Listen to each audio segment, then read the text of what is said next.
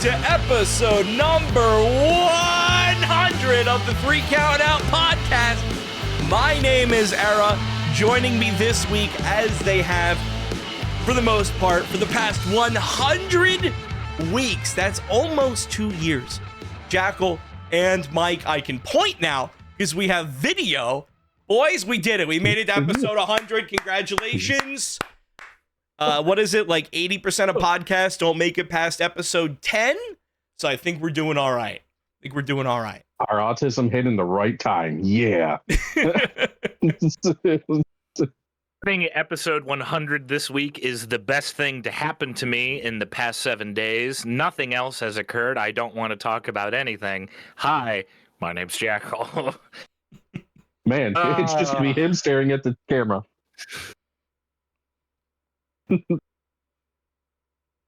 Like that. There we go. Hard cut. Now I have to edit that, you fucking asshole. This is more work to edit these. But no, we made it to episode 100. We did it. Totally nobody else was with us along the way. Is it a little too late to say that we might be getting a guest at around 7:30 maybe? Oh, okay. Cut that out. God. You did hire the prostitute. All right. Yeah, Cherry. Pop out the Cherry cake. Bomb's finally going to join us. She doesn't know shit about wrestling, but she has slept with a lot of football players. Gotta rub off somewhere, right? I heard that her and Eugene had a little something, if you know what I mean. No, she just gave him a watermelon. That's what he thought, you know. Oh. Yeah. Oh, here, put your dick inside this. Oh, okay. Was it? I need to ask her if it was while Eugene was still the special needs character or... Yeah, anyways. we're gonna get canceled at episode 100. Episode 100 and the last episode. Yeah, what a way to go out. And boy, oh boy. Speaking of things that are gonna get canceled, the WWE deal with ESPN, huh? Because as of today, a couple hours ago at this point, I think Freddie Prinze Jr., famously of Scooby-Doo fame, turns out also... And former writer with WWE, turns out does a podcast or something along the lines in which he kind of just talk. I think it was like something called like Freddie Talks or something or other. And he said he still has... good buddies close in like that ESPN, Disney, WWE sphere at the moment. And he said, oh, the ESPN people are not happy with the WWE deal at the moment. Like they're going to be lucky to get their money back. Well, didn't they put out a grade on the first WrestlePalooza saying that it was like a fucking D tier? How do you pay all of that money? All of that money, and your first fucking pay-per-view is a D tier. The most significant thing to happen in this ESPN time with WWE is Brock Lesnar eating shit every time he tries to go to the ring. That's been the only entertaining thing that's happened since this ESPN deal, is that he's fucking ripped his pants, he's tripped on his way in. That's it. That's what they're getting their money on.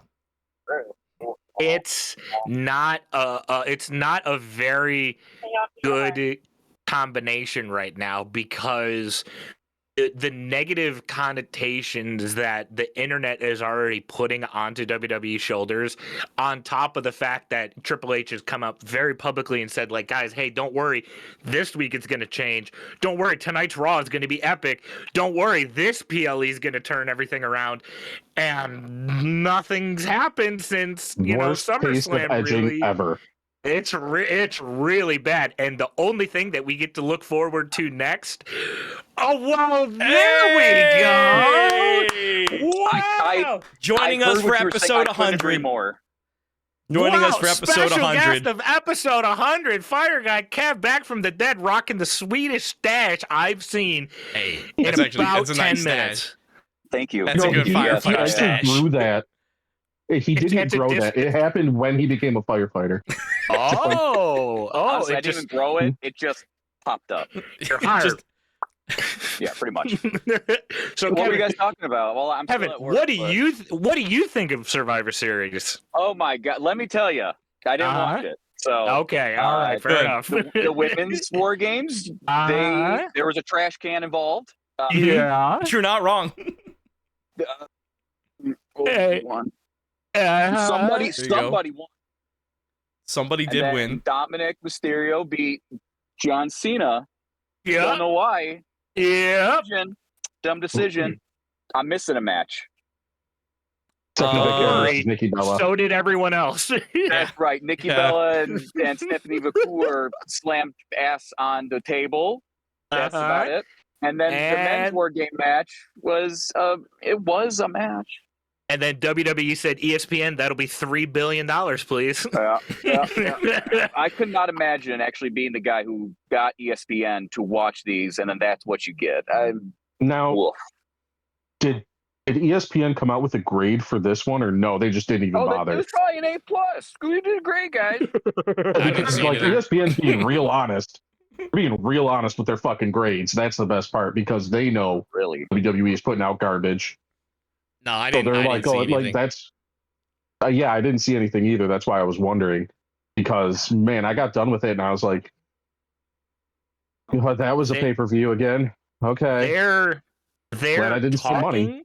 They're talking about Survivor Series on ESPN, but I do not see anything about a graded version. So I'm trying to figure out how to work again. Put shit on it again, and they went. I'm willing to put good money on the fact that WWE and ESPN had a nice conversation of like, hey guys, let's not and say we did. You can talk about it all you want, but let's not actually tell everybody what you thought. ESPN, what'd you think about it?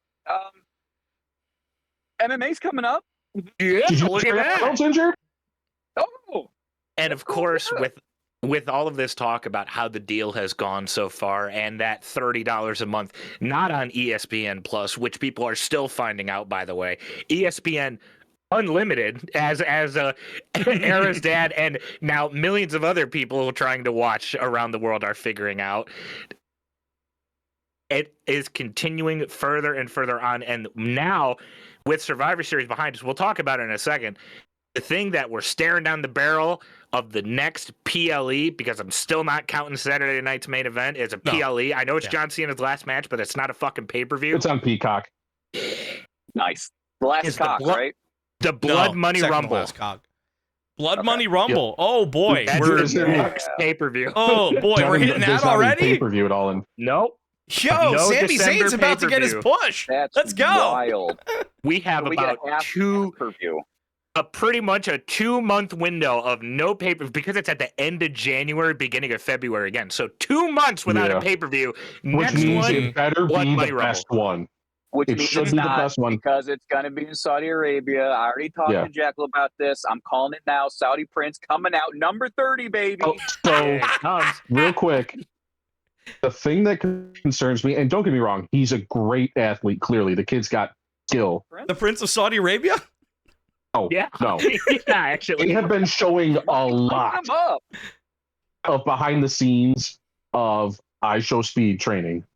Oh, yeah. Yeah, because he has the TV show.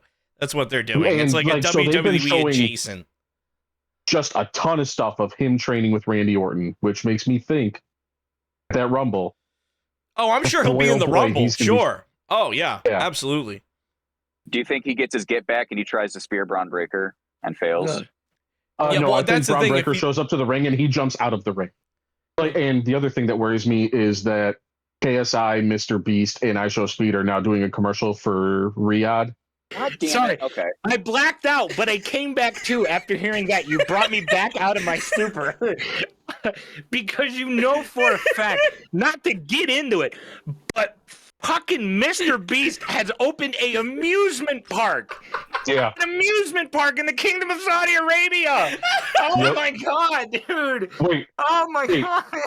We're going to see Cody Rhodes at the top of a Beast coaster. Yes. Yo, that'd be awesome. He's going to be like, eat feastables. That makes me so sad. Oh, and there goes Kevin. Okay. That's an issue for us to figure out in about 2 months time from now, and I'm certain all of us will be so much happier by that time, because both the Lions and the Eagles will be in the NFC Championship game. You know, Ohio State will have lost in the college football play. They'll be nowhere near the championship game, and we'll think about a great Survivor Series pay-per-view that just happened this past Saturday night, guys. It'll be perfect. Nothing great happened this past Saturday night. What? It was. No, I said nothing great happened this past Saturday night. It just happened. Were you watching a different? Was AEW running a pay-per-view? Were you watching like 2002 or something? I might have been watching the replay of Blood and Guts. Oh, yeah, no, I might have gotten really. I took a lot of medicine, and then I may have put on the replay of Blood and Guts. I may have made a mistake there. There was you watched the better show by watching Blood and Guts. Yeah, Blood and Guts was great. Survivor Series, not so much. Because Mr. Not Just an Entrance, Jey Uso, runs it back and yeets in the War Games match on top of the cage. I thought maybe my TV fucked up, because I was like, "There's no way the cage they're running it back." Oh, they are. Mm-hmm. Great. Yep. Not just an entrance merchant though. No, not at all. And I loved that as soon as they did that, which I understand that we're a part of the wrestling internet culture. We're always gonna fucking complain about shit. But I found it fucking hilarious when people started posting like original War Games clips, like WCW War Games clips, and it looks like the shit that AEW is doing. And then they post Jey Uso on top of the cage, run it back again, because the Yeet Merchant has to fucking gas himself out. Oh, he probably had more activity in that match than AJ Lee had in her War Games match, where all she did was hit a fucking crossbody and make Becky tap. The War Games sucked. It was horrible. AEW Blood and Guts is for us, especially you, Billy Boy. Definitely for you. But I loved it, and I know he would like it too, even though he doesn't really watch it. War Games and WWE, I think, is just trying to appeal to such a mass audience now that they're trying to make it as kid-friendly as possible, even though they went, not going to be so much that now that we're on Netflix. They definitely are more than ever. That's why we have, like, Cody and CM Punk bled a little, but, like, the female match went exactly how you expected it to go. Yeah. Men's went pretty much how you expected it to go. You called the fucking John Dom match to a T, happened like clockwork, all for nothing, just to make him a Grand Slam champion. And then Stephanie versus Nikki wasn't bad. It's just, where does Stephanie Vaquero go from here? Gives the belt to Liv, and then Liv just holds onto it while running Judgment Day for the next WrestleMania. That's what it looks like. I see your point about the PG-ness, and it really is a shame that this time last year we were all so excited at the novel concept of everything moving to Netflix and just seeing like the possibilities that could have happened. Granted, I know we were probably thinking it in the realm of our own like self-gratification and entertainment. Just fucking Rollins would have been great. Just one. That's it. That's it. It's not hard. It's also not asking for that much either, if we're being honest with ourselves. But to counter your point in regards to the PG-ification of everything, I feel like if you're not going to make these matches extreme, then you have really no reason to do them. And everything that could have happened in those two matches very easily just as could have happened in a basic ass bitch Survivor Series match. Yeah. Mm-hmm. Absolutely. Well, and that's, if you're not going to make it extreme, what the fuck is the point of War Games then? Well, and that was the stipulation has to have a reason. It has to have a reason to exist. That's kind of what I was excited about. Before they just completely ignored it, they made a traditional Survivor Series match. They had it all set on SmackDown, and then they just never mind, and they cut it down to 4 matches. No, because we were talking about it when we were doing the picks, and we were like, I was looking at it, and I was like, it's not on the card, and you were like, they talked about it 2 days ago. It was Sammy, Shinsuke, Motor City Machine Guns, and somebody else against MFTs, and I was like, it's not going to be great, but at least it's a 5-on-5 traditional. Like, that could be entertaining as hell. Sammy would probably win it because it's Sammy, but still. And then all of a sudden, best match on SmackDown. Just gone. It was just gone. Never brought it up again. And I was like, this would have been the best match of the night, probably, just because it would have been the first thing that they did that was normal at Survivor Series. I saw this. It's the last time we had a traditional Survivor Series match. Pre-COVID? Either pre-COVID, like 2019 Survivor Series or 2020 Survivor Series. You know? Because even still, I think the 2019 one might have been the NXT Invasion, where it was Raw, which was SmackDown, incredible. NXT, which was the fucking best Survivor Series we've had in maybe 20 years. Yeah. Could you? It's so. Oh, go first. I was just gonna say, kind of in that point, could you imagine if Survivor Series was like WWE versus TNA? Instead of I know they did it in NXT, but maybe instead of NXT, you say, hey, you know what? This is really important. This needs to like transcend all of our shows because it's supposed to be a company invading another company. Why would they only stop at the show that they're trying to use to get a TV deal with? And, you know, like, actually put them on a pay-per-view and actually put main roster TNA talent on a WWE show. Why not? Fucking AEW does it with New Japan. They do it all the time. They do it once or twice a year. It was CMLL too. You had the chance to. You had the opportunity to. But now, with the news CMLL, that broke, WWE owns AAA. Let's do a WWE team. Let's do an NXT team. Let's do a TNA team. Let's do a AAA team. Fucking stack the whole ring. Every corner. Put a man. Versus fucking Trick Williams versus Joe Hendry versus Mr. Iguana. Yeah. I need it. We just keep on getting AAA and TNA invading NXT. But they can only make it to the door. They can't make it inside the party. That's all. Right. They don't know where WWE is, even though they announced Monday Night Raw and SmackDown months ahead of time, so they can't plan an invasion. Right. We did. Past tense, because the news that broke today, I believe both of you put into the chat, of how TNA is now on AMC. Yep. AMC. Starting January 15th.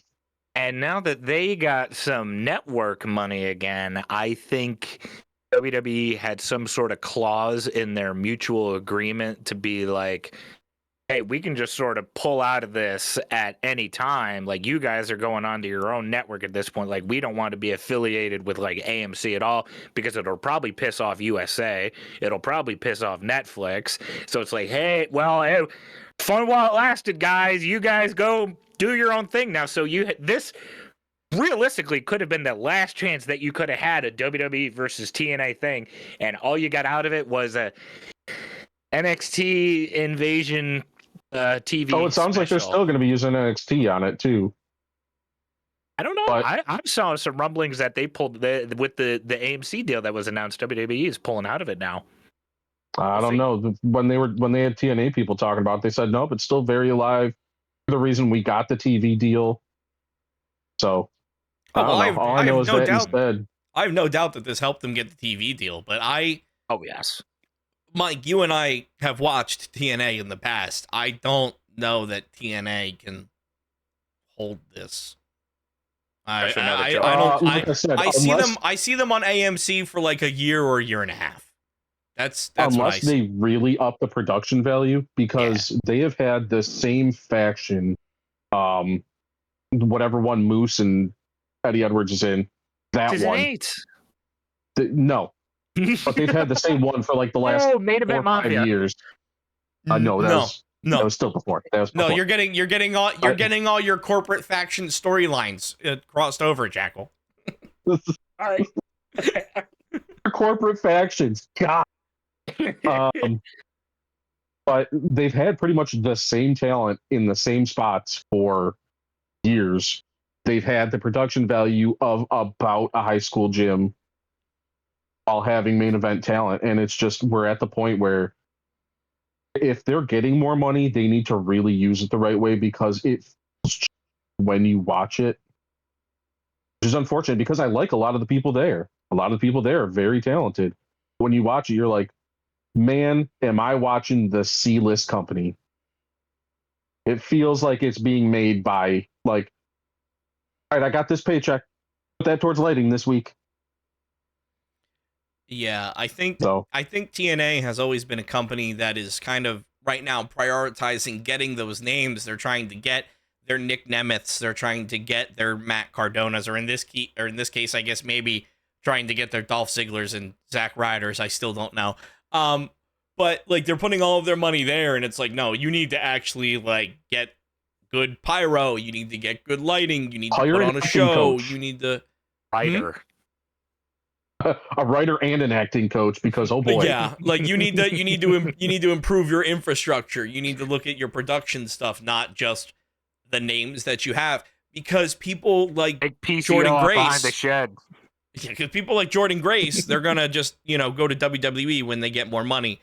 People like Joe Hendry, he's on NXT with Thea Hale now. He's already one foot out the door, and he's still on fucking a TNA contract until the end of December. And he's already on WWE TV. So you have to have a reason for people to stay. Yes, AEW has a fuck ton of belts, but you have a fuck ton of belts and you're going to be on TV, and you're going to be on halfway decent TV, So there's a reason to stay there. There's not really one yet with TNA. And I know in the not so distant past, Mike and FGK were a part of the TNA YouTube membership program, the $1 or a something month or other. Yeah. Then they got with WWE and got too big for their britches, got rid of that shit. Mm-hmm. Not $2 now. $2. Yeah, Put it on their TNA Plus on their website. That was like $6 a month or whatever. Yeah. Oh my god. And he stopped watching first because duh, and then I got to the point where I was like, I'm not going to spend more money on this, man. I can't. Like, I love a lot of the people there. I can't. I just like some of the backstage segments were so it was like we were filming for something called Jackal Mania. That's how much production value they had. And yet I think we did better videos. Yes. As someone who's seen and been a part of a Jackal Mania or two, I think Jackal Mania is a little bit better than TNA. Hey, maybe Jackal Mania should go on AMC. But no, I mean, listen, I'm happy that TNA has this deal. I want TNA to succeed, but I don't know that they can hold like a TV deal right now. It's great that they got it. But I think the only reason why they got it is because some people with a lot of money saw Joe Hendry on NXT and went, give me him, and he's about to go to WWE anyway.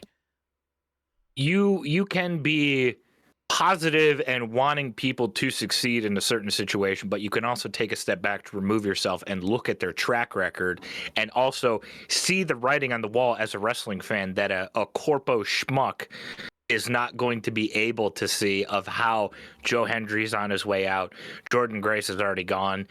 Fucking Nick Nemeth and Matt Cardona are your two pillars at this point, and even still, they're both looking in the WWE direction, saying, "Hey, remember us? We're still here." And now that I feel like NXT is going to be pulling out, the involvement is going to kind of go down a bit more. But they didn't sink in $18 billion or whatever the fuck ESPN did with WWE, because AMC knew that they didn't want to have Jey Uso defeat John Cena on their show. Because now it's not going to happen. They dodged a fucking bullet with that one, with that little LA Knight roll-up on Monday, the 2 days ago, since we're doing it on Wednesday this week. Yeah, it's unfortunate that LA Knight is going to get his chest caved in, because I would like to remind everybody of a couple years ago when Triple H said, quote, "Good things come to those that wait." And LA Knight has been fucking waiting for literally the entire time that we've been doing this podcast. 100 fucking episodes. He's been waiting for a push and nothing happens. Good things come to those that wait. We're not even getting on to Kevin Patullo. Good things come to those that wait. I'm going to be fucking pissed by the end of this. I'm glad that the video's on. Y'all can see how fucking red my face gets. It's so bad. It's so bad. I think that conversation came up when Priest won Money in the Bank. And he's on main event now. He got fucked too. Last year, he had the fucking world heavyweight champion a year ago. And now he has a dark match on main event. So did Rusev. Yeah, those fucking signings worked out, huh? Great. Brought back Aleister Black and Rusev for no fucking reason. Here's the softball pitch ass writing they have. When this tournament got announced, and as soon as we found out Gunther was in it, we're like, oh, okay, so he's winning. And it was it. That was it. It's done. Like, and if LA Knight wins, okay, that was a slight twist. But again, fucking cares. They're not going to do anything with it. Like, hey. No. Good job, champ. And then he's going to be back to doing nothing because they have nothing for him, because even though he's the best talker they have. You know, and give it to somebody young. Like I said, I don't care. Whoever wins, have Obafemi come out and destroy him. And he goes, I'm beating John Cena. And then he does it. Great writing then. I'll applaud. Javon Evans come out, do a goofy cutter. Whatever. I don't care. He needs a new finisher, by the way. I don't care. His jumping cutter is... What about the newest WWE superstar? I Show Speed. If that happens, I will kill myself during the podcast. If I show to edit that out. If I Show Speed... Stick-figured mic and confetti. If I Show Speed joins the WWE and the first thing he gets to do is retire John Cena, I'm going to go to Connecticut. Hey, still better. I think that is still a better option than Solo Sikoa at this point. I'm just saying. Hey, I will say, this match of Monday by far was Solo versus Gunther. Solo versus Gunther for You need to let Solo go on bigger dudes. That doesn't sound good. Nice. I'm talking about big meaty men slapping me. Let Solo go in on another bigger dude. Yeah, like letting him just hit people. Out so much better than him trying to work with a smaller person. I don't like Gunther. Definitely brought out the best in him by far.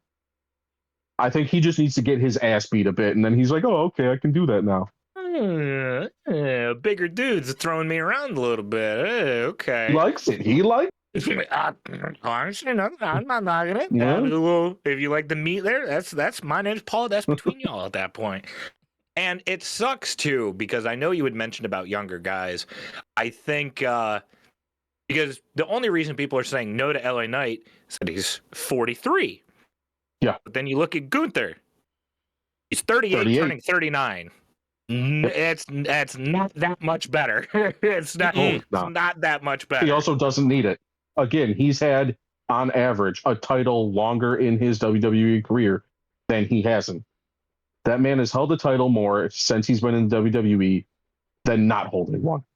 He doesn't need to retire John Cena. Doesn't need it. Doesn't need it on his accolades. He could already go in the Hall of Fame if he retired tomorrow.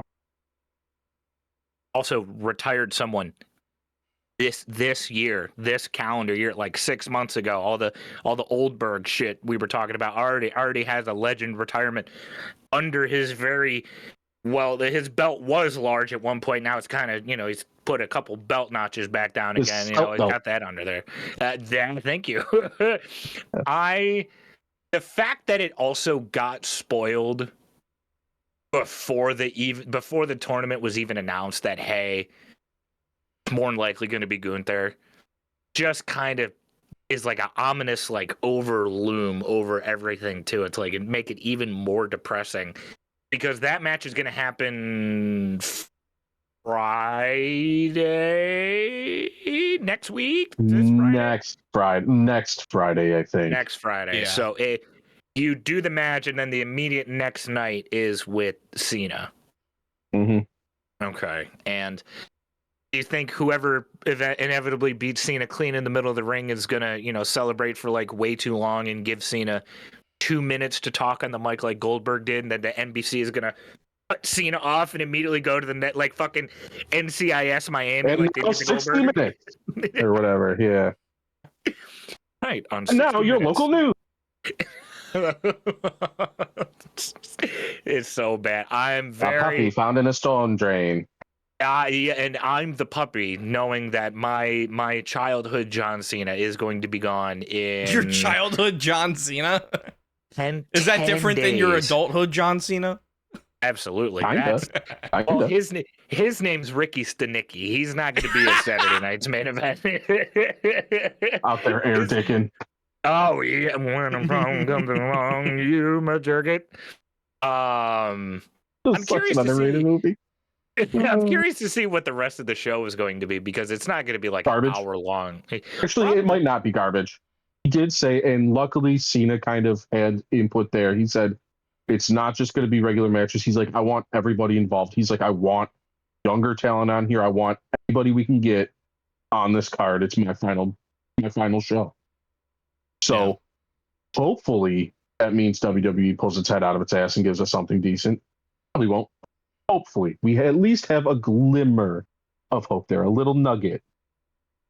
Would you call? Yeah, Whether they I do it or know. not. I know if nothing No, else. a little nugget.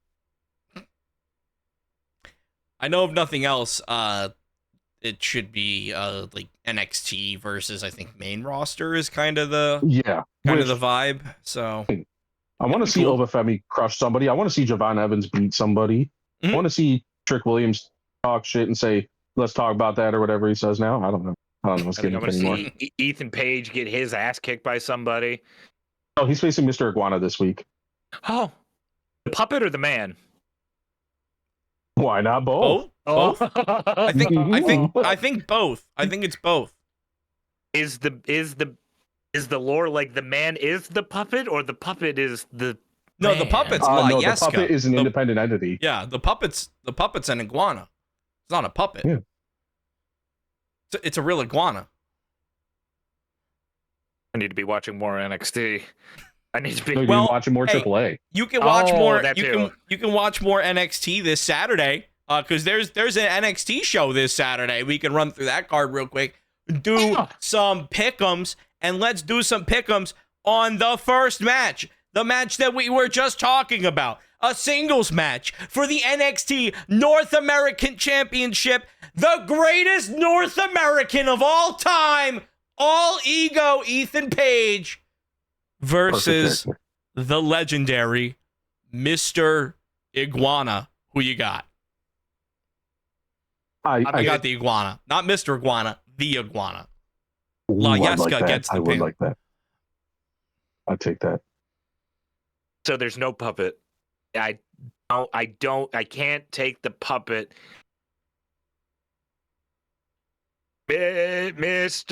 Mr. Iguana, then. Yes. Okay. All right. Sure, I see some nods. Mr. Iguana. Okay. Let's be honest. Lesbians. There's lesbians aren't in this match. That's later. The iguana's a lesbian? Maybe, I don't know. It's 2025. The iguana, almost 2026. The iguana can be whatever the iguana wants to be. All ego Ethan Page is the best character they have because he's not acting. That's just who he is. And what does he do? He wins by any means necessary. I think he keeps it. I think he keeps it and retains after. You know what worries me though? I bet he hurts that iguana. Oh, for I bet he sure. does. For sure. I Gonna bet he stomp kicks it out of the ring or iguana. something. Oh, yeah. Oh, What yeah. an asshole. That's Ethan That's Page. Ethan Page. Oh. Actually, speaking of assholes, we have a singles match for nothing. Just a singles match for funsies, because there's a little bit of story with this one. It is the fall of the Culling, which is Sean Spears. He's the asshole. Sean Spears' faction. Tatum Paxley your former NXT Women's Champion, transitional champ, going up against Izzy Dame. Tatum wins Jackal, that you look one. confused. Easy, I think. Because he doesn't know who these people are. I'll go with the iguana. Is he the iguana? Nope, the iguana was last match. Okay. Is Izzy Dame still dating Braun Breaker? I'll take Braun Breaker's girlfriend. Yeah, I mean, maybe. Braun Breaker's maybe girlfriend Braun Breaker comes out. Braun in the bank. But I don't know why they just gave the belt to Tatum to be like, here, hold it until JC wants to take it back. Yeah, and no story between Tatum and JC either. No chase for JC to get the belt back. No. Just coming back and saying, I want my rematch, and then wins. Which, hey, you make JC Jane look strong, but what do you do for Tatum Paxley? Absolutely jack shit. So I think Tatum Paxley has to come out of this with a win. Just to look like she has some credibility left. Jackal, you look like my dad trying to read the menu at a restaurant. I was gonna say, I think he's trying to do research. I found her. Yeah, there you go. It's Izzy Dame and Braun Breaker. There you go. All right, I'll take the lesbian and Braun Breaker. Niro, but can you milk me, Greg? Well, you know who you can milk, Jackal? You can milk either of these two men. You can milk either of these two men for the NXT Men's Championship. You can milk Ricky Saints or Oba Femi. Who do you want to milk and why? Oba Femi. Before you answer, okay. I like chocolate milk better. I like chocolate milk better. I'm just saying. I was gonna say Ricky Saints probably would have like a Cajun spice to it anyway, so you don't want that. Ew, spicy milk. Ew. Ew. Well, milking aside, who would you want? Who wins the match? I don't know. Probably Ricky. Probably Ricky Saints. I want them to answer that every match now. Milking is probably Ricky Saints. I feel like Ricky Saints gonna milk Oba Femi. I mean, win. I mean, he might. If you milked Oba Femi, it might help you win. I don't know. It'll help your bones. Hey, you know what? Milk Oba Femi and let me know how that works out for you. But no, I think Ricky Saints has to come out with the win. Oba Femi is a fucking beast. I killed Jackal. Yeah, I don't. I feel like I'm so glad we have video on now. Ricky Saints has to win this in order to like kind of cement himself as the champion. If he doesn't, then he's just another guy in NXT.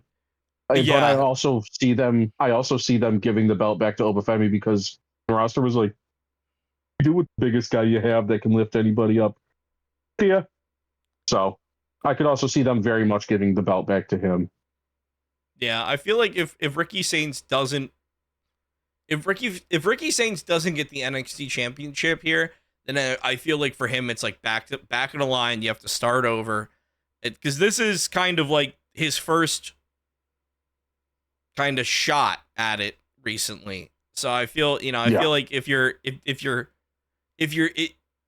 at the point of the year where they're setting up for Rumble, they're setting up for Mania, they're setting up for all of that stuff. If you don't have a championship around your waist right now, you probably got a good couple months until you get another one, at least.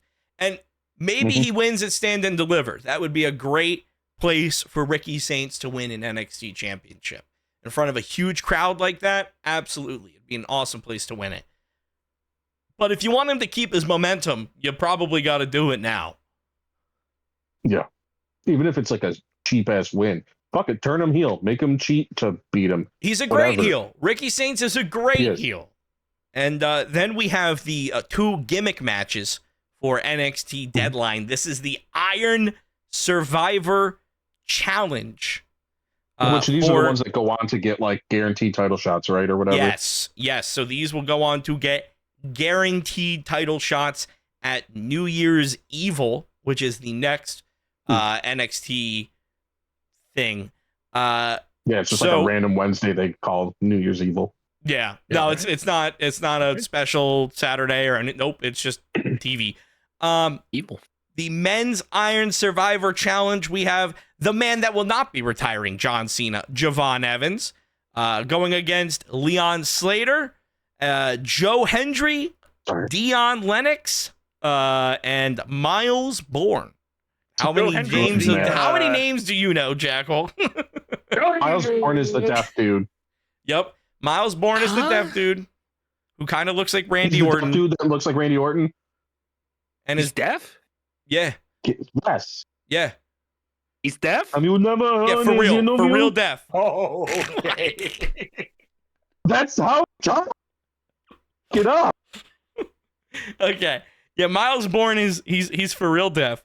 Javon Evans is the guy that's not going to be retiring John Cena. Leon Slater is from TNA. Joe Hendry is Joe Hendry. You should know who he is. And Dion Lennox, I'm pretty sure, is either the name of a salad dressing or is the Shield 4.0. Yeah, he's a member of that. Oh, okay. Whatever the fuck. I forget what they're calling that faction already. What are they? Dark State. Dark State. I'm sorry. I couldn't remember if it was Shield or Nexus or Core or fucking whatever else they've done. Death Riders. I don't know anymore. Oh, 3-man. That's a good one. They should bring back 3MB. Bring back Jinder Mahal and Heath Slater. He's got kids. Gonna take Joe Hendry here. I don't know about the deaf Randy Orton or a bottle of ranch or the bouncy kid or the other guy, so I'll take Joe Hendry. But he bouncy. That's great. Is the bottle of Worcester sauce bouncy or no? The Wash Your Sister sauce? No, I don't think so. That one. Okay, well, okay, it's worth a shot. I think if Miles Bourne fully Ks and uses an RKO, he wins. Otherwise, he doesn't. Because his finisher is Randy Orton dropkick. The finisher? Yep. Yeah, the finishing move in a match. The drop. Yeah, he does a dropkick, and that's how he would. Is it like when they land, does like their hearing go out like him? It's like it ruptures their eardrums, or no, it's just a dropkick. Oh, well. Yeah, he just drop kicks them in the head and pins them for 3. I feel like Javon Evans kind of got a little shafted.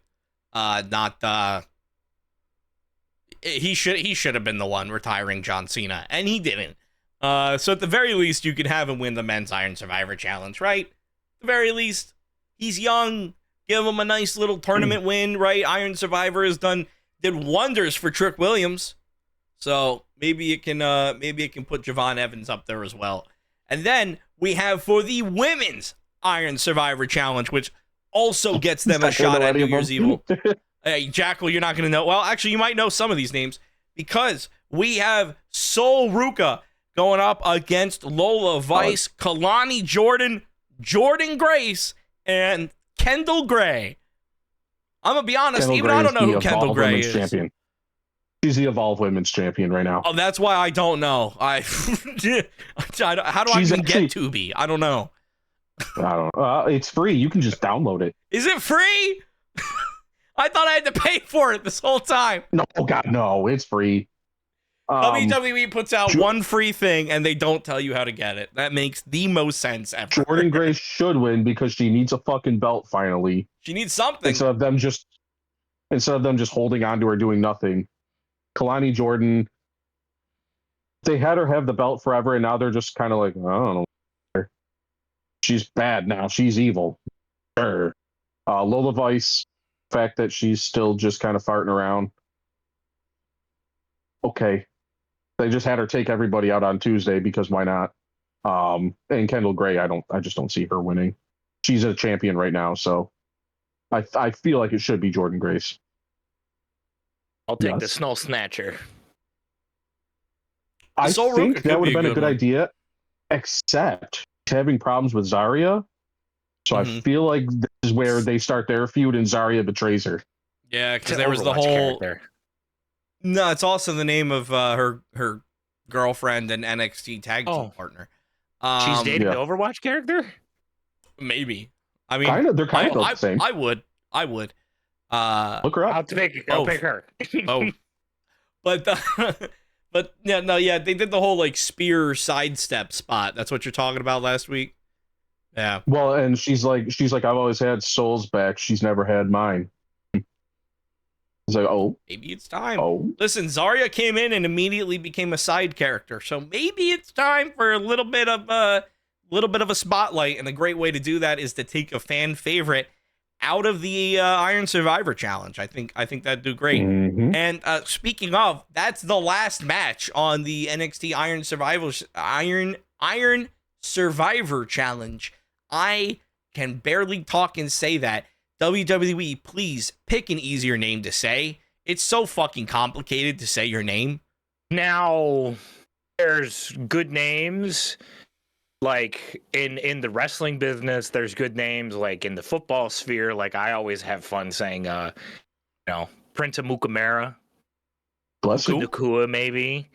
Prince of Mukamara, that is an OG Bears cornerback, because I think that he would have been able to defend, the apparent Saquon up the middle, AJ Brown Depot, turnover on downs, or I mean, maybe because that's what the Bears actually did. They were able to defend the Saquon up the middle, AJ Brown Depot, and a punt and another turnover on downs. You know what bugs me? That was a pretty solid segue, and you trumped my segue. Just say, Iron Survivor, unlike Turner and Joseph's knees. Oh, God almighty. Oh, my God, I just broke my fucking chair. Well, while you're trying to fix your chair, and you still a little heated from earlier, I do not know where Kevin Patullo lives. I am not in New Jersey, nor have I been in New Jersey in the past month. And any other questions will be answered by my lawyer. No comments. Hey, he said he's kind of okay with it. He's like, those Philly fans are passionate. Well, listen, maybe if any of those Philly fans, whoever they could have been that were chucking eggs at Kevin Patullo's house, whoever those heroes were, maybe they should be in at fucking quarterback. Maybe they should be in calling plays, because they seem to be able to get more fucking completions on a pass than Kevin Patullo and Jalen Hurts. I'm fucking done with this shit. I'm so fucking glad that the NFL, I'm glad that Madden 26 just went on a 60% discount, because that means that I no longer have to deal with the bullshit that is fucking Kevin Patullo. I'll take anybody back. I'll take Doug Peterson. I'll take fucking anybody. At this point, I'll take fucking Andy Reid back. I'll take anything. Please, for the love of God, help us. We need to fucking Kelly win. Doesn't have a job. Chip Kelly would be Chip Kelly would be a great one. I'd love Chip Kelly back, because at least when Chip Kelly was here, we fucking won. Lost to the Bears on the Black Friday game. The fucking Bears. The fucking Bears. Dallas and then the Bears. Oh, Dallas, and then blowing a 21-point lead in Dallas, in Jerry's world. Mike, you're lucky I like you. You're lucky I like you. I'm just to be fair, against the Bears, they have been beating teams nobody thought they would beat. Bears team, as much as it pisses me off that Ben Johnson is doing something right, clearly they got the right people up there. They put Joe Thuney in on that offensive line. Caleb Williams isn't getting hit 47 times a game. And that team has a whole different attitude. They're doing shit right because they have the exact same wide receivers. They have pretty much the exact same tight ends. They have a better offensive line. Their defense is finally getting it, kind of. And then they have a running back because DeAndre Swift is so Swift anymore. Kyle Manungai. Last name. You. Yeah, some young guy. Him back there, he's doing stuff. That whole team is just clicking right now, and it's those teams that you watch it and you go, I don't want them to win, but they keep on doing it. They won't stop winning. But this is also the same Bears team that a couple 9 months ago was able to lose to the Lions 52-21. And mind you, this is also the same Lions team that just lost to those same Eagles 16-9. We beat the team that just beat you 52-21. This NFL season makes no fucking sense. No fucking sense to me whatsoever. No. That's the only thing keeping me sane right now, is that this entire fucking season is so fucked and it makes no sense. That is the only thing keeping me sane. I love this season. The same team that you guys went toe-to-toe, neck and neck with in like one of the best games this entire season. Only reason you win is off of a big man blocked field goal special teams return touchdown. The Rams, who looked like an unstoppable fucking force every single game after that point, just ran into a fucking buzzsaw in North Carolina named Bryce Young. I told you last week, Young is on another fucking level, man. Throwing 4 or 5 touchdowns a game. He's throwing for 300-400 yards. He's got Rico Dotto, so he's like, fuck it. Rico's down there somewhere. He's got Tech McMillan. He's got Jalen Coker. Just like, fuck it. Catch it. And he's not wrong now. He's just not wrong anymore because that defense didn't do shit. That defense didn't stop a fucking thing except for, had what, 2 interceptions? And I think what? Two interceptions. Yeah, that's what they did. They got enough stops to just, because it was still what, 38-41 or something like that? 31-28. There we go. And so it still wasn't great, but I mean, it's just Bryce Young is finally remembering, like, oh, how to throw football. Phenomenal wide receivers game. now. He's not throwing to people with no hands. It was Panthers knocking off the Rams 31-28 with this loss. Now knocks the Rams down out of first place, jumps the Bears up. And since that Eagles loss to the Bears now in first place, I think now moves the Eagles a half game back, I believe. So they're still first place in the NFC East, but it's the Bears, Rams, Eagles, Bucks in order. So the NFC is getting mucho closer. And unfortunately, one motherfucking team that can't seem to figure it the fuck out is the fucking Detroit Lions, who somehow went 15-2 last year, and now we're the 8th seed and another loss on Thanksgiving. Exactly why. Why? Exactly why. Why? We already know the defense right now is in shambles. The offensive line is borderline non-existent at this point. It got better towards the end of that game. Cologne started learning how to block in real time. We watched that man's frontal lobe develop game, and he had to learn how to block on the fly. Awustika or whatever his name is. Awusika. That one. Still not great. No. At all. No. That the offensive line still has a gaping hole in it, unfortunately. Oh. And big fan of gaping holes. Big fan. Oh. Well, not that one, unfortunately. We have an offensive coordinator that is somehow worse than Kevin Patullo. And then on the flip side, you have Dan Campbell, who goes, we're bombing it down the field, and then we're going for it with a run on 4th down. And that doesn't work anymore because everybody's going, I bet the Lions are going to go for it on 4th down. Yep. And they're right. The surprise is gone. So, it was the thing that got us to 15-2 doesn't work anymore because everybody's like, I bet I know what's coming. Yeah. Our version of the tush push that everyone can now see coming is Dan Campbell going for it on 4th down. It was cute past 2-3 years, but holy sweet baby mother of Jesus, the fact that you're going for it on 4th down, I know, don't get me wrong. I know that's what got us here.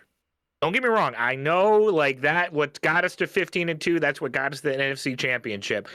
But when you've been doing it so fucking consistently since 2021, you kind of have to do something different now. Eagles have been doing the tush push for the past 2-3 years consistently, and teams are starting to figure it the fuck out. Lions have been going for it on fourth down consistently, and teams are really starting to figure it out, especially the Packers, who we went up against in our house last year, and the only reason we beat them last year is because we went for it on fourth down 5 times, and I think we got 4 of them. This year we went for it on 5 times, and again, similar to the Eagles game, I don't think we got a single fourth down conversion again. So in the past 10 attempts going for it on fourth down, we've gotten 0. That's not winning football games anymore, especially when you have a all-pro punter. When you have a field goal kicker in a dome is practically a 99.9% guaranteed that you're paying good money on your roster. What the fuck are we doing? What are we doing? Well, and come on. During Thanksgiving, I almost felt bad. I was calling the plays before they were happening to my family. I was like, oh, this is going to be an in route to Tom Kennedy. Like, Tom Kennedy, who's that? And I was like, the guy that just caught the in route. That's a white boy. Because it was so cookie cutter predictable. Like, once they lost Amon-Ra, they were just like, oh, okay, we're just going to throw the safest passes we can, and then a screen to J-Mo. And it just, everything, like, this offense is so predictable now. And when you can't get somebody like Gibbs going, free up space, it seems like the team's just like, well, give up. And our defense is doing nothing when Aiden Hutchinson is getting double teamed, which he has, the last 4 games? Been getting double blocked, and nobody else is bringing a pass rush. Not a fucking soul. Everybody else is just kind of standing there going, hi, quarterback. Hey, Jalen Hurts, go ahead, throw the football. We'll give you time. Jameis Winston had 12 seconds to throw a football. 12. Oh my God. Paid Hutch one of the second highest non-quarterback salaries in the entire league. And since he signed, I think he's gotten a single sack. Yeah. Meanwhile, Myles Garrett is on 19. And he's going to Mike break. Parsons is like 15, I think. Yeah. Mm-hmm. Myles Garrett is going to break the sack record probably before the end of the season, even. Yeah. Probably going to shatter it. Meanwhile, hey, we have Hutch, but let's not give him any help. Let's not put any other support on the other side. Let's just keep nobody over there. So and our cornerbacks are still our cornerbacks. They're not great. They're also falling apart at the fucking seams, apparently. Exactly. They're built by fucking duct tape. Yeah. Kirby Joseph gone for the season.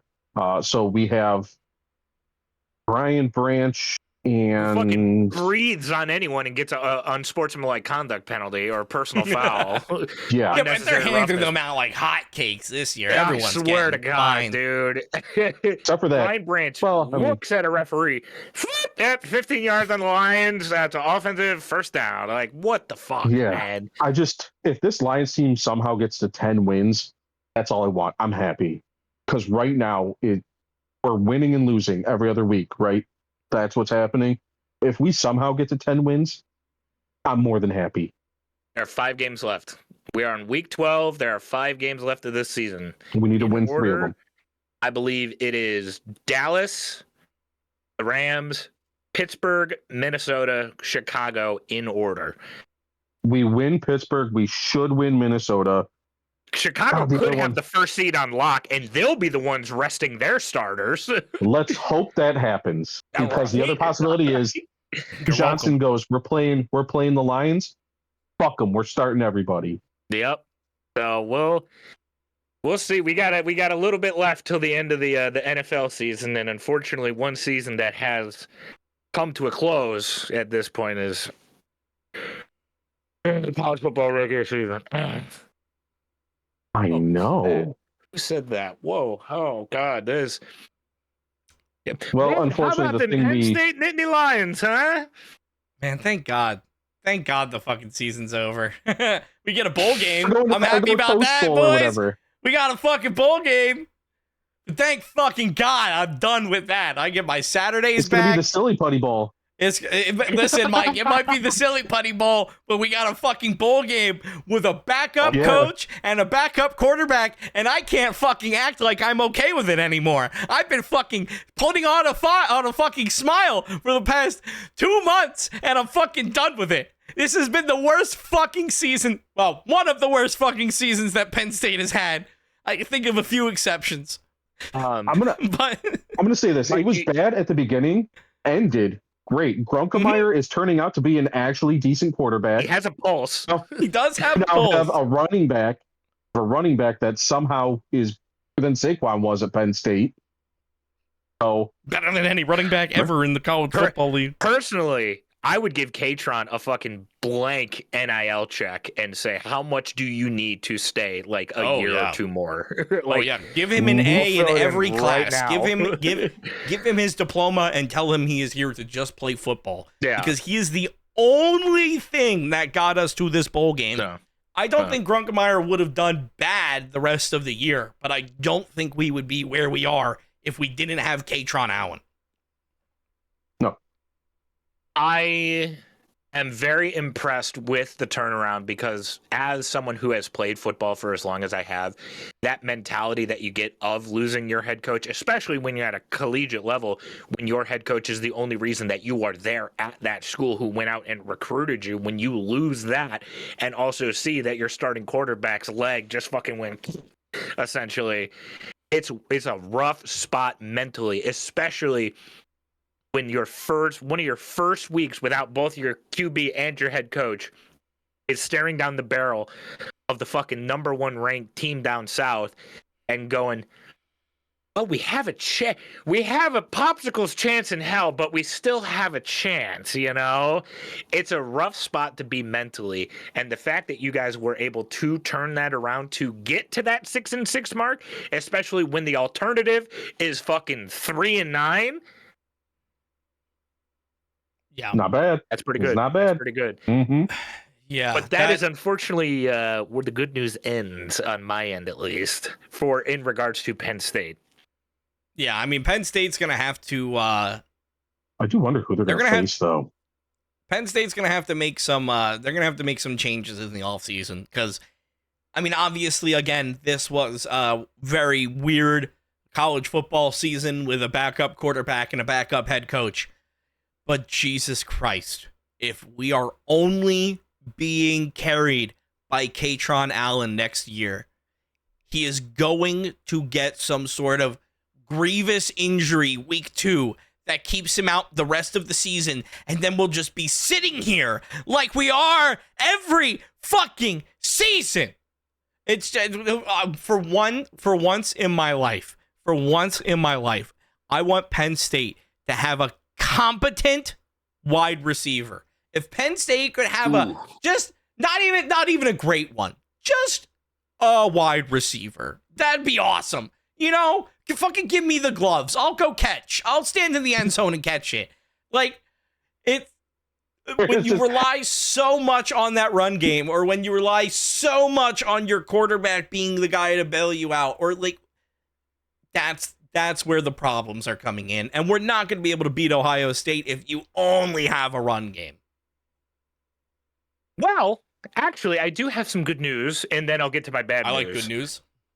Your good news is that you're probably not going to have to face that team down south, I think, for the next 2 years. Oh, okay. I'll take that. Nice. We get a championship again. That team is not on your schedule, I believe, until the 2029 season, if I'm not mistaken. So you got a bit of a break. However, thank God. You were very close to getting a head coach in the past couple of days. You were very close. Ooh. You guys were looking at the head coach of BYU, which is a team in the college football playoff conversation at the moment. Their head coach, you guys were trying to poach and be like, hey, we got money. Was it enough money? Well, it was until you were cucked out of it when the Crumble Cookie CEO came to the BYU coach personally and gave them more money than the Penn State offer to stay at BYU. That is honestly incredible. Crumble Cookie CEO. And Mike, I'm gonna tell you before he puts his headphones back. Oh wait, no, never mind, he's back. Because there's more too. There's more. I'm going to fucking commit manslaughter. What's the more? There's more. What's the more, Jackal? What's the more, Jackal? Today was like a national signing day for both players and coaches. Which means, you know, James Franklin, the new head coach of Virginia Tech, had this, you know, signed his contract to become the new head coach. They can keep him. Have fun. Have fun not beating a top 10 ranked team. Have fun. Go in fucking Virginia. I don't give a fuck about Virginia Tech. James Franklin had crumble cookies at his signing for Virginia Tech.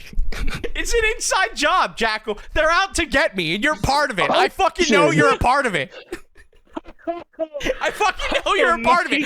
What do you mean? What do you fucking mean? That Crumble Cookies is fucking bankrolling a football coach and then fucking bribing James Frank? What did Crumble Cookies do? What did Penn State do to Crumble Cookies? What did Crumble Cookies do to Penn State? Crumble. Where's the fucking war here? Where's the lore? How did this happen? I have no idea.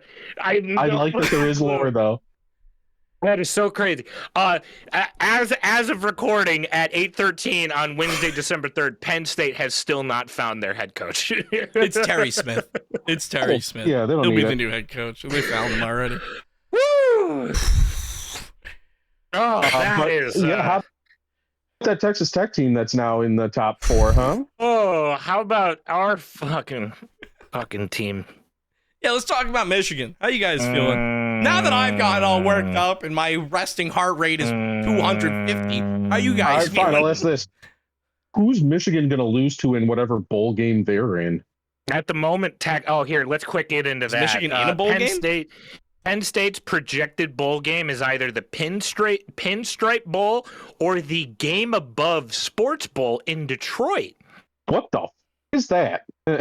I think it's formerly the Quick Lane Bowl, and Quick Lane probably pulled out and said, "We're not making any fucking money off of this." So, hey, the Pinstripe Bowl, that could be like we have like the stripe out at that could work. Yankee Stadium, little. Yankee Stadium's nice too. I mean, you're the opponent. It's very funny that this is a projected. This is not official yet. Projected. If you tell me the fucking opponent is funded by Crumble Cookies, I am going to figure out where their headquarters is, and I will egg it. But I don't know. Right now, if you play in the Pinstripe Bowl, your opponent would be Pittsburgh. Okay, all right. Okay, that's a positive reaction. Little battle for PA supremacy. I like that. That'd be pretty solid.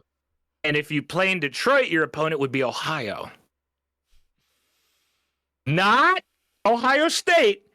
Just regular old Ohio. Okay. We'll be facing hand-me-down just Ohio. Okay. Yes. Yes. Ooh, I'll take hand-me-down Ohio. I was about to say, Jackal, I was about to say that you were fucking making that up because there's no way in hell Ohio State would be in the fucking Pinstripe Bowl. Face Ohio, you'd beat them by 1,000,000. That's what I'm saying. I'll take them. It's like facing a third grader. Yeah, I'll take them. I'll take fucking who. As long as it's not fucking Crumble Cookies, I don't give a fuck. I didn't know fucking Crumble Cookies had it out against me, dog. They're trying to fucking. They're going against Penn State. They're giving us all fucking diabetes. It's all them, dude. It's all them. It's going insane. I'm going insane this episode. The Michigan projections, on the other hand, is that Michigan is projected to play, if everything stays the same, Michigan is projected to play against Texas in the Cheez-It Bowl. That's a good bowl. I like some Cheez-Its. That's a good bowl. We get especially if you get a whole bowl of them. What size bowl? We get the Cheez-Its. Like one of the big bowls. Nice big bowl. Like one of those, like what you'd put popcorn in. Yeah. But with one of the AMC popcorn buckets. championship weekend being this weekend, I'm willing to bet everything is going to get jumbled around and change. So I think we'll be able to see next episode of all the official bowls because, Mike, I saw something come across my my desk here at the 3 Count. Sorry, I didn't mean to send that to you. I had another thing come across my desk at the 3 Count Out headquarters. Oh, okay. The stat line for last year's The Game for our Michigan quarterback, our Make-A-Wish kid quarterback, who ended up beating that team down south, Davis Warren. Did he or did our running backs? No, well, hold on. Okay. Our stat line for Davis Warren, 9 for 16. That's 62 yards. That's real bad. 2 interceptions. That's also real bad. That's JJ McCarthy level. He won this game. Yeah. Won this game. Well, keep those numbers in mind. Then again, that was Ohio State going, we're going to run the ball against Michigan. We're going to get rid of our defense or our team. We didn't pay Davis Warren fucking $12 million, though. No. Our stat line for the 2025 version of The Game. It's a good fucking thing you're sitting down for this one. $12 million, by the way. Bryce Underwood. 8 for 18. That's also not good. A single interception, so less than 2. You know, he's completed a less pass. He's completed 1 less pass in more attempts, threw less interceptions. This child, he is a child. Yeah, true freshman. Only threw for 1 more yard than a Make-A-Wish kid. Bryce Underwood had 63 yards passing for the game. And the Were they all to Marsh? No. Donovan McCulley caught 3 for 46 yards. We paid this child $12 million. $12 million in the most important game of his career. And all he could muster up was a single yard. Ready? Here comes. I'm going to outperform Davis Warren right now. That's all he can do. I hope you know how big a yard is. It's more than that. Okay. $12 million. $12 million. Now, are you really gonna try and blame Bryce Underwood for that with the poor setup of our team? Mike, for $12 million? Yes, the fuck I am. Because if you're getting that much to nobody. If you're getting that much motherfucking money, you need to win that game and come here and wipe my fucking ass for $12 million fucking dollars. That's what you need. No, we need a better fucking coaching staff that doesn't pay a freshman $12 million. Oh God, we had it so good. We had 4 years, and then these fucking idiots, these fucking Ohio dumb fucking idiots are acting like they just came in as like, we did it. We defeated the best Michigan team that they've had to offer us in the past 20 years of us beating them forever. This team was going to be so good. They're going to propel us into our future win of going back-to-back with the college football. Matt Patricia is the greatest defensive coordinator that we've ever seen, even though he's just doing basic-ass NFL shit, and 18-year-olds can't understand NFL concept fucking defensive coverages. I don't get it. I don't understand it. I hate it so much. I was ready to talk so much shit, but no, we have to go out there and lay a fucking goose egg. It was so good. The game started off so good. We were able to march down the field, kick a field goal, intercepted that little fucking Julian Sayin in one of his first 3 passes. We're able to take it back down into the red zone again. Do we get another touchdown? No, we get another field goal. That's okay. We're up 6-0. And then I turned the TV off after that because nothing else happened. And lo and behold, the fucking defense couldn't stop a nosebleed. The offense couldn't move the ball a single fucking inch after that. It's just, oh God, we had it so good. Oh, we had it so good, and it's gone, and it's fucking gone. I just can't. Oh, I talk so much shit. Oh my god. And Did you make that 20-minute YouTube video yet? Oh. Man, hey, Jackal, if it makes you feel better, yeah. I have been around long enough to remember when U of M going to the Rose Bowl was just another year because they did it so fucking much. And then we became shit. U of M used to be like the Red Wings, where it was just like, oh, they're going to the Rose Bowl. That's what U of M's going to do. And then all of a sudden, we had nothing. Then we got Harbaugh, and people were like, well, we'll play for him because he's an NFL coach. And then he left. Everybody thought JJ was great. They found out he fucking wasn't because I was right. You can call that when he graduated, right? Found out, hey, guess what? It was just our running backs.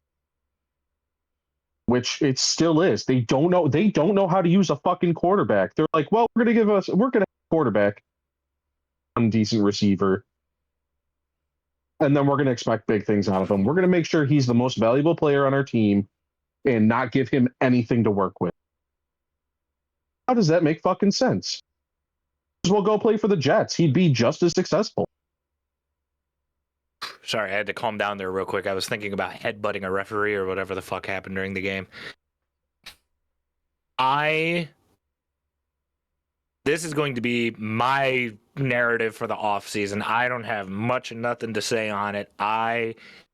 Get a quarterback coach. Sharon Moore was born on third base. Sharon Moore inherited... Normally you have to get home to make a baby. Well, does that mean he was the child of Jim Harbaugh and Ryan Day then? Gross. I don't want to think Sharon Moore was born on third base, and he inherited all the work that Jim Harbaugh did with this program. Very similar to what Ryan Day was able to have with Ohio State, inheriting all of the work that Urban Meyer did. But what the past couple of years have shown, Ryan Day is at least smart enough to fucking figure out how to, like, actually do things like his way. It's really not that fucking hard when you're the number one team in the fucking nation, apparently. And one of the highest recruiting colleges. I hate this narrative that it's always been Ohio against everybody's trying to make Ohio State.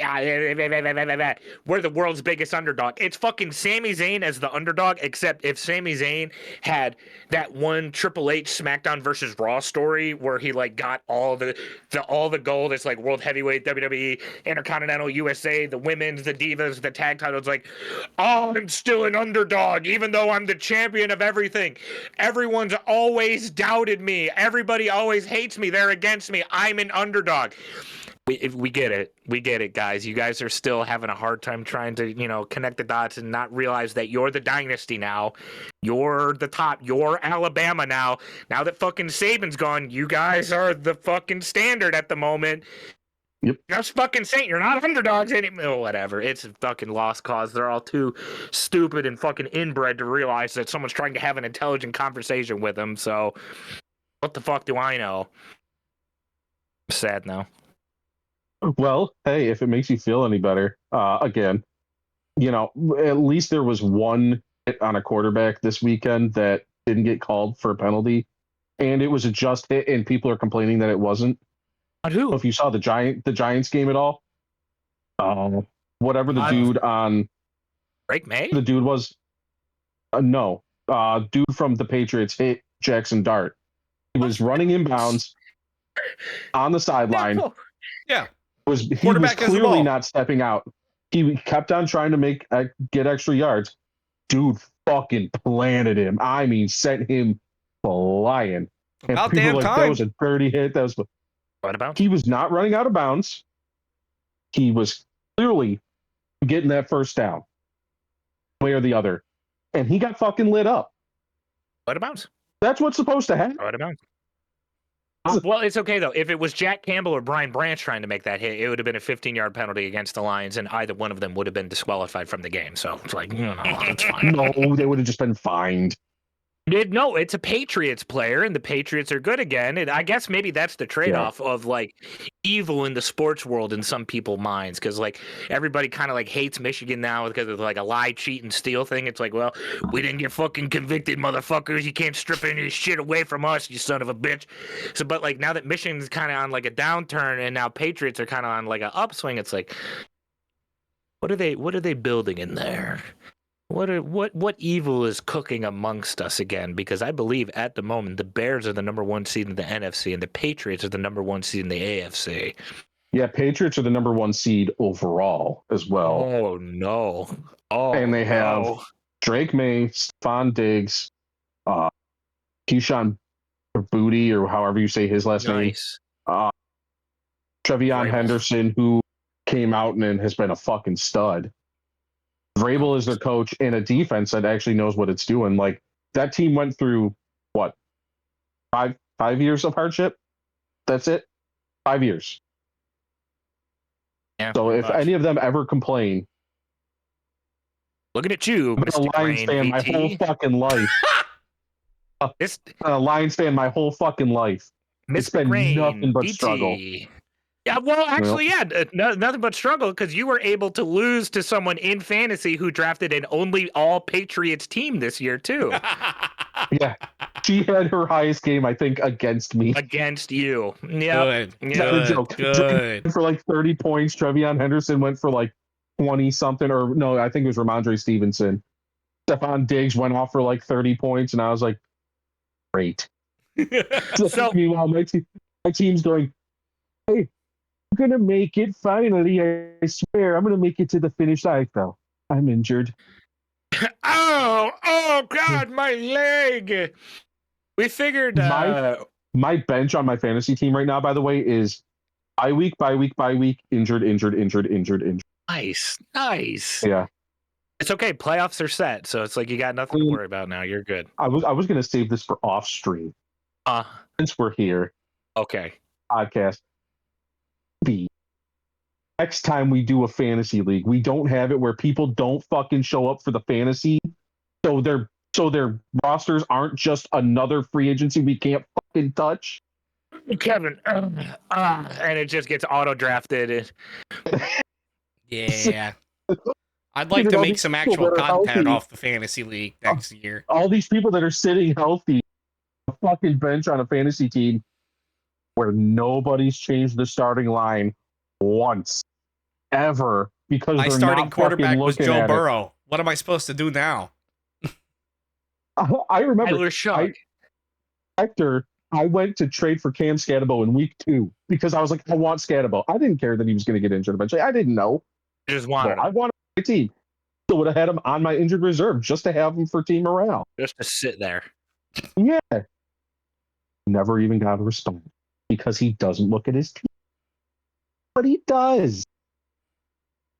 I'm going through the free agency going, random guy can I pick is not a fucking team anymore. I'll pick wide receiver off a team. One of the first ones gets injured.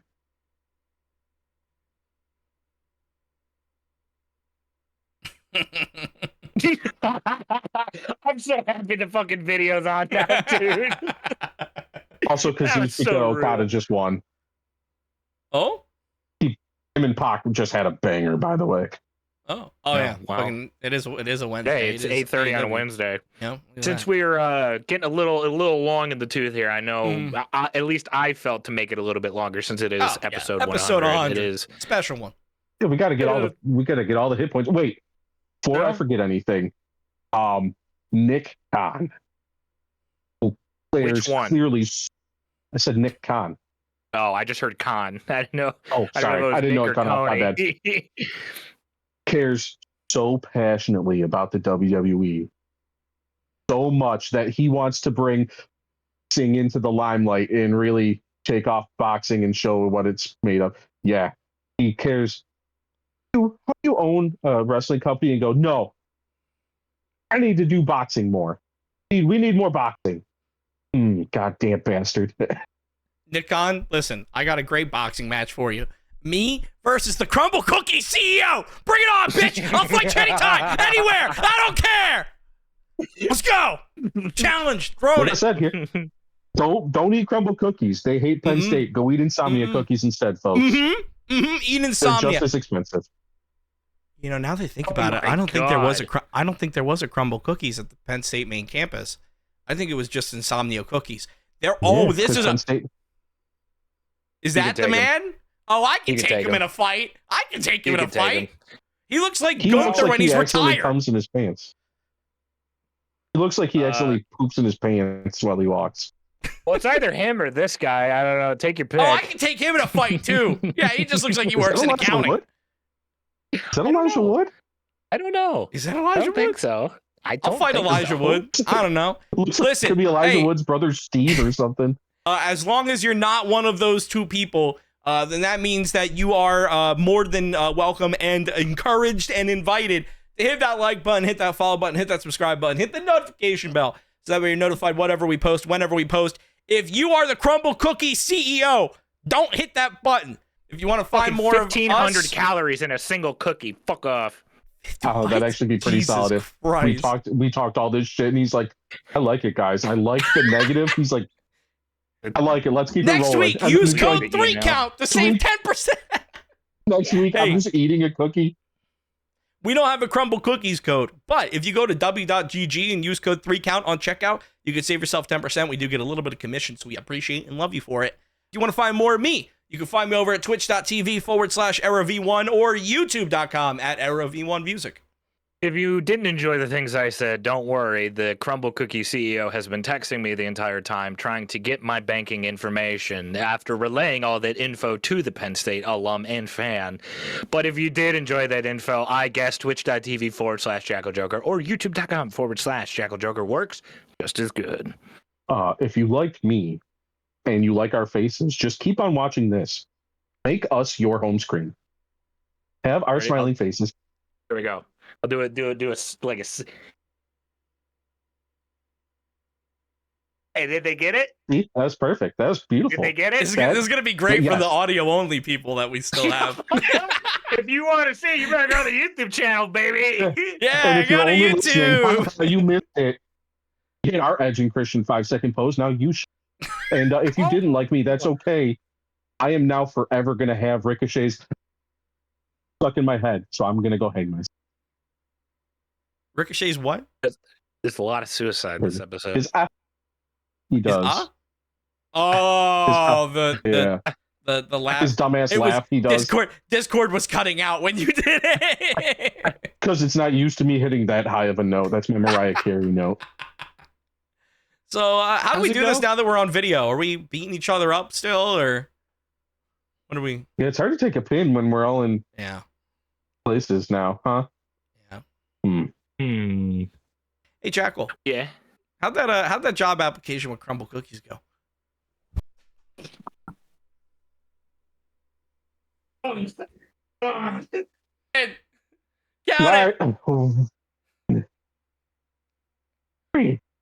Please ring the bell, somebody, please, and call an ambulance. Where do you? Oh, there he is. Hey, Jackal.